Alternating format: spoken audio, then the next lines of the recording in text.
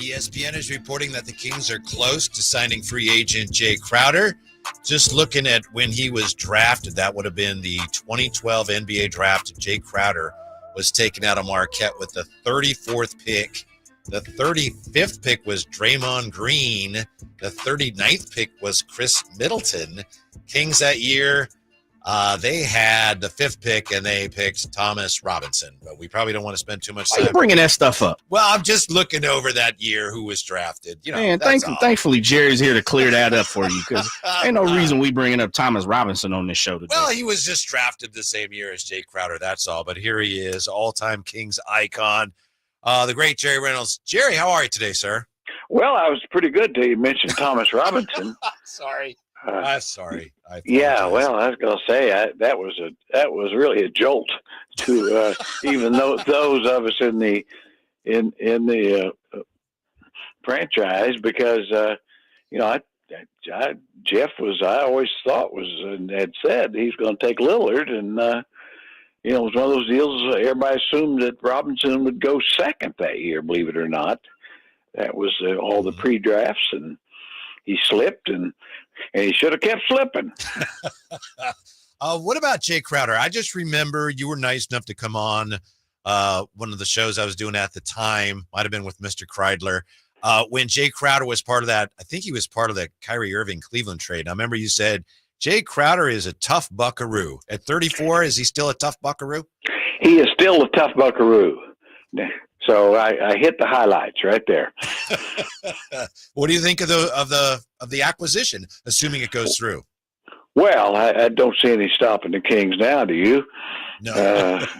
No, I'm not going to lie to you. I mean, I think Jay Crowder. I was talking to the one and only Jay just a minute ago. Yeah. And 4 or 5 years ago, I felt pretty good about it, and he certainly can play. But to me, he dresses, and I understand what they're doing. It's just if somebody to hopefully fill some gaps while Trey Lyles is hurt and other guys. But they need length. Yeah, length and athleticism, and Jay doesn't provide that anymore. And in his prime, he really didn't. He provided real toughness and spot shooting and ability to fit in with star type players. Legend, speak to that, because you've been in thousands, if not millions, feel like probably, and I might be speaking to your age here, many locker rooms. But how does a team, because I believe the Kings lack this, how does a team, if you don't have it naturally, build intensity, build aggressiveness, build toughness? Yeah, like how would you go about doing that? Well, that's a great question. I think it's one of those things that's almost impossible to do. The only thing you can do, I think, is make them aware of the weakness and point it out. I mean, you're going to hurt some feelings, but you're not going to take soft guys and make them tough guys. You might take soft guys and make them kind of mediocre, to know that if I don't take this charge, somebody's going to hurt my feelings here. Mm-hmm. So. It's you're just not going to turn regular guy. You're not going to turn Trey Lyles into Charles Oakley, if you get my drift. Mm-hmm. It just isn't going to happen. So you can make teams more aware of it, and that's, and I agree that's a part of the problem. But I think that's kind of a small part. When you're losing, everybody feels like they're not tough enough or working hard enough, and just like I was listening to you guys talk about, they're just not getting out in transition enough. Well, no, if the other team's scoring every time, you're not going to. Jerry Reynolds with us. Is it possible, Jerry, that this team just isn't as good at shooting the three ball as we thought they were? Well, the early evidence would indicate that. Yeah. We're almost 20 games into the season, and they have been really poor at it. And I don't know why. I'm like the coaches and fans, everybody, we're all the same there. It's like guys that have been good shooters right now aren't. And I don't know what to do about that. I mean, my only suggestion is try to shoot fewer of them and make sure they're more wide open if you can get those. But yeah, it's not working, and we know the basket it's the same for everybody because they're making theirs. Yeah. So by the way, ask is Imran still there? Is Rosie O'Donnell? Did he mention her in that movie? That's a good question. He's left, but I will text him because I think Yeah, that's a super I was question. just kind of wondering. I didn't hear him mention her. I didn't either. Yeah, you'd think that he would have mentioned her, but yeah, that's a good question. Jerry. Joined by the legendary Jerry. He's legendary for a reason, man. Yes. Legend. I'm gonna throw another hypothetical, and I apologize if I'm putting you on the spotlight. Is there anything that you could see positive coming from the bench as far as rotational wise? Do you see anything that the Kings can hang their hat on right now? Not much. No, I'm one of those people that just not been a fan of the bench from preseason even. And is it the players or the rotation, Legend? Huh? Is it the players or the rotation or a combination? What? I really think it's the players. Mm. I'm not saying someone be good NBA players at some point, but right now I just think they don't have enough talent on the bench. And, it's tough. That makes it tough on the coach because people say, well, he's playing his main guys too much. Well, his job is try to win games. And if you're bringing in players that you don't think can really perform at a high level, your chances are not better, they're worse. And so, I don't know how else to put it. I hate to be a Debbie Downer, but I think we got one of the worst benches in the league. Yeah, to me, Jerry, and this is fans, not the players necessarily saying this, but some fans wonder, well, you need to play guys more. And to me, the way I see it, if I'm Mike Brown and a guy, whoever it is, he comes in and I play him for a while and he's not playing well, the last thing I want to do is play that guy more, right? Why do you think I'm going to play you more if when I play you, you don't play well? Yeah, and the thing coaches have the advantage is they see him in practice. Yeah. And so it's not a total vacuum, and we every year, fans go through this. Why don't they play Yogi Ferrell more? Why don't they, play Duarte more, at some point? I mean, you have this every year, and certainly sometimes guys, it'll take a few years and guys will turn into players. I mean, Keon Ellis is an example. But right now, if you're really trying to win games and way the West is, it's a real. I mean, you've got to feel like you got to put your best players on the floor. Now, I'm certainly one of those who've been a little bit critical of his starting lineup and some of his rotations, things like that. But which I think maybe could be a little better going forward. But it's real. Conundrum, I think, just the talent level. And like I say, they didn't, in my mind, nothing wrong with DeRozan. He's terrific. He's a bucket getter. He's who he's always been. But in my mind, they needed length at the wings or another a power guy.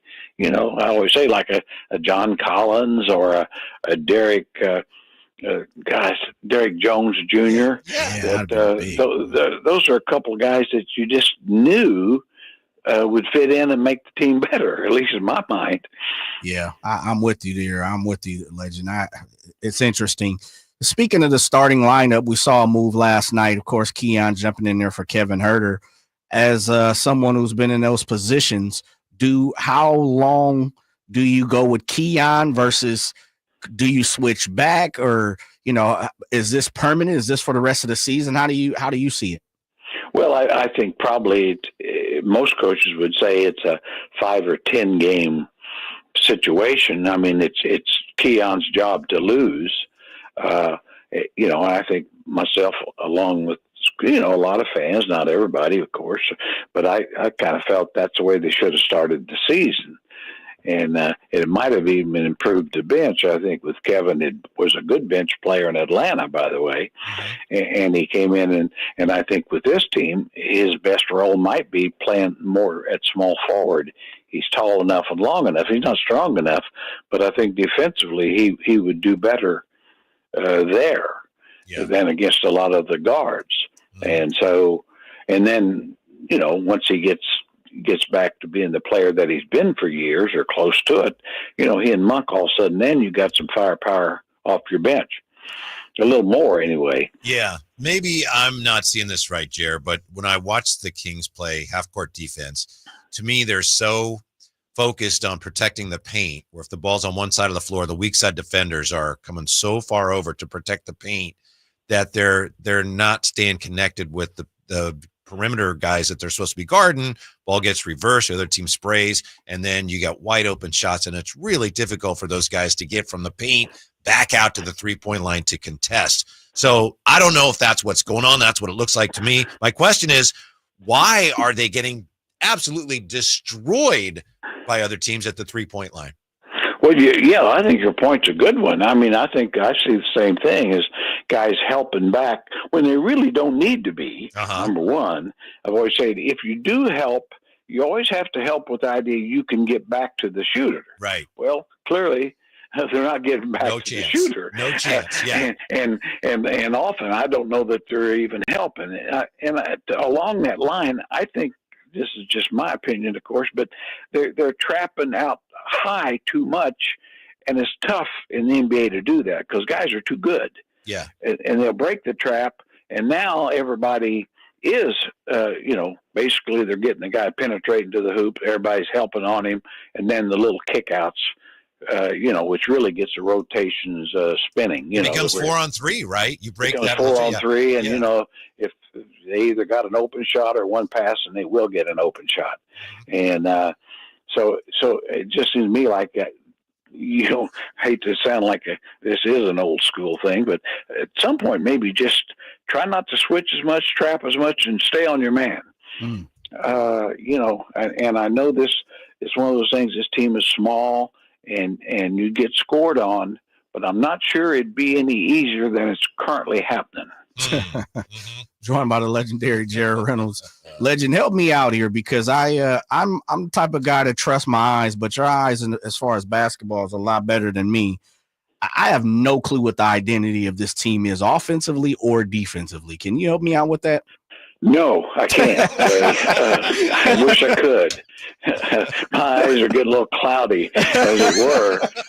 But the thing that strikes me, and you guys I'm sure noticed it, but it's like a couple of years ago, this team would get scored on, and they'd score on the other team quickly within about 5 seconds. Mm-hmm. When's the last time we saw that?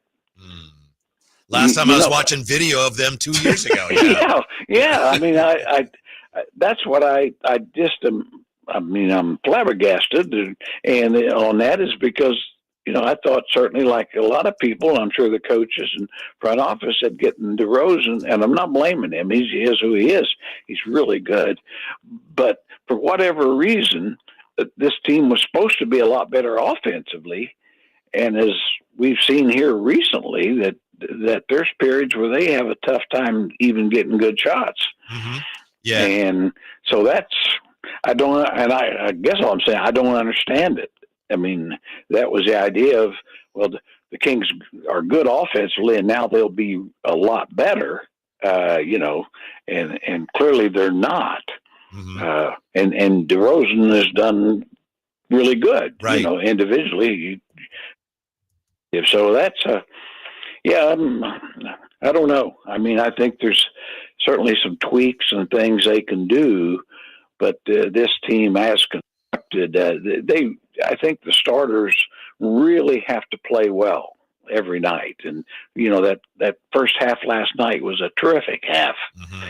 And, at least I did, I said, boy, we're in for a real game here with really maybe second or third best team in the league. And we weren't. Right. Yeah. The game ended in the third quarter.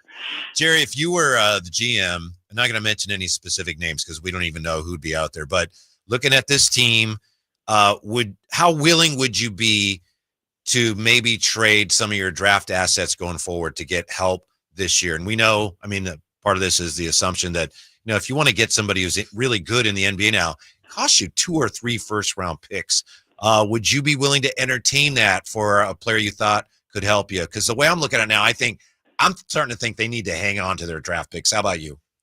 Well, I'd hate to give up a first, any first, and